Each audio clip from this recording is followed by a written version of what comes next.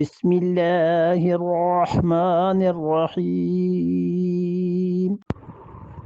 إلا الذين تابوا وأصلحوا وبينوا فأولئك أتوب عليهم وأنا التواب الرحيم الا الذین تابوا، اللہ نے فرمایا اولئک یلعنہم اللہ ویلعنہم اللاعنون، اور اللہ کی لعنت اس پر پڑے جو لوگ حق کو چھپاتے ہیں، ویلعنہم اللاعنون، اور لعنت کرنے والوں کی بھی لعنت اس پر پڑے، الا الذین تابوا، ہاں وہ لوگ جو توبہ کر لیں،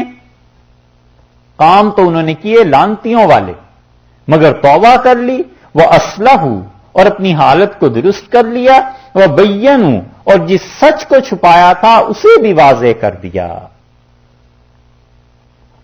یہ نہیں ہے کہ سچ کو تو چھپایا 10,000 آدمیوں کے سامنے اور توبہ کر لی گھونگھٹ نکال کے تنہائی میں بیٹھ کے کہ اللہ معاف کر دینا، سمجھے؟ توبہ کا مطلب یہ ہے کہ جو گناہ انسان نے کیا ہے نا،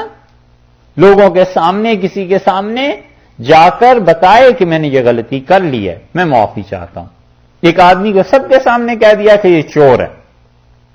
اور سارے محلے میں اس کی اچھی طرح بے عزتی کرا دی، چور مشہور کرا دیا، اور جا کے رات کو دروازہ کھٹکایا، چپکے سے معافی مانگ لی 10 سال بعد کہ حضور معافی چاہتا ہوں آپ کو، میں نے یہ کہا تھا۔ یہ کون سی توبہ ہے؟ توبہ تو یہ تھی کہ جتنے لوگوں سے کہا تھا، محلے میں کھڑے ہو کے کہتا کہ لوگوں میں نے جو کیا تھا وہ زیادتی تھی، جھوٹ تھا، یہ آدمی اچھا ہے، یہ آدمی صحیح ہے، مجھ سے غلطی ہوئی۔ یہ اس لیے نہیں کرتا کہ اپنے نفس پہ چھری چلتی ہے، اور ایک دو مرتبہ کر کے آدمی دیکھے نا،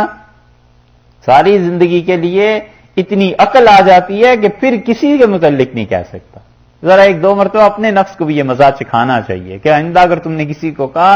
تو یہ چیز پھر دیکھنی پڑے گی، پھر نہیں کہتا انسان۔ اس لیے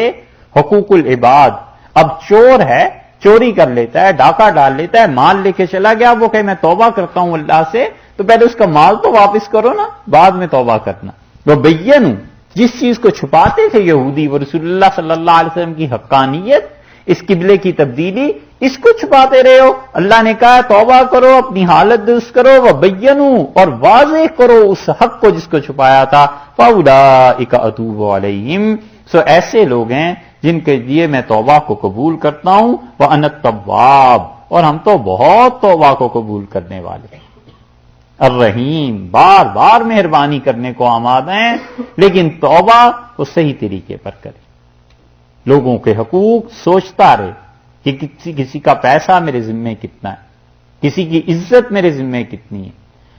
میں نے کسی کے ساتھ بد کلامی کر دی ہو، کسی کو کچھ کہہ دیا ہو، اس سے معافی مانگے، اور جو کچھ کہا ہے جتنا اس کا نقصان ہوا ہے اس نقصان کو پورا کرے، اللہ سے پھر معافی مانگے، پھر جا کے معافی ہوتی ہے۔ اس لیے بھائی آدمی ان چکروں میں پڑے ہی کیوں؟ آگے جا کے جو پتا چلنا ہے کہ گلی بند ہے تو پہلے ہی چلا جائے، نہ جائے اس کو ہاتھ لگا کے آنا ضروری۔